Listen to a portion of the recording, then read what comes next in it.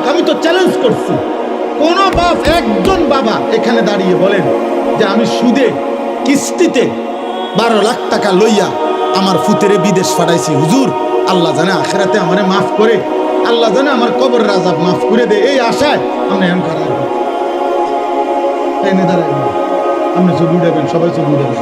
এবার যে এবার সুদে টাকা লইছে, লইয়া কিস্তিতে টাকা নিয়া এবার ফুতেরে বিদেশ পাঠাইছে, আল্লাহ জানে উনারে এবারে জাহান্নাম থেকে মুক্তি দেয়, আখেরাতে জানে মাফ করে, এই আশায় এটা এমন আসেন, এখন আসেন বলেন, একজন লোক বলেন, বুঝেন নাই কথা আমার, বলেন আপনি সুদে টাকা নিছেন আখেরাতের আশায়? কথা বলেন না কেন? আপনি কিস্তিতে টাকা নিছেন আখেরাতের আশায়, জাহান্নাম থেকে বাঁচার আশায়, দুনিয়ার লোভে? আপনি এটা বুঝছেন আপনার ছেলেটা এখন আমি 12 লাখ টাকা দিলে এটা আমার একটা টাকা উপার্জনের মেশিন, আমি একটা মেশিন বইয়া এলাম, এরপরে হেঁটে টাকা দিব,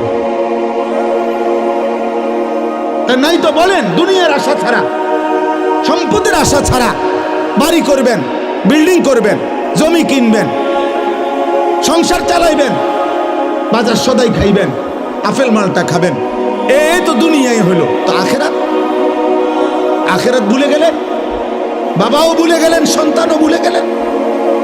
আপনার ছেলে উপার্জন একদিন কর্মে না গেলে আপনার মনে গুসা হয়,